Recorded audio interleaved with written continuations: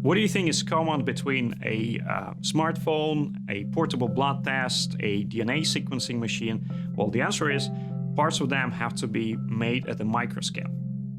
In many years now, we are making things smaller and smaller, and thanks to that, there are many new technologies that are becoming possible.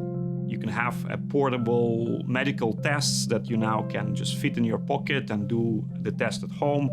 You can have micro needle arrays that you can wear as a band-aid instead of using a syringe to deliver medicines. So all this is possible in theory in a lab or made in the lab, but often does not reach a market because it's very expensive to produce. And the reason is that for that is the smaller you want to make something, the more expensive and the more complex tools you have to use for that.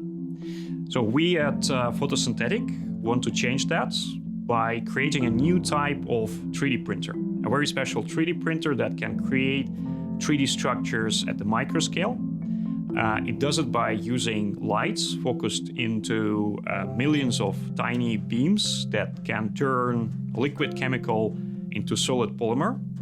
Our know-how is the computer algorithm that controls the process. Thanks to that, we can create an instrument that is cheaper and much faster than the existing instruments. So it now can be used for mass production of goods. Our end goal here is to really see other technologies being created and brought to the market thanks to our instrument.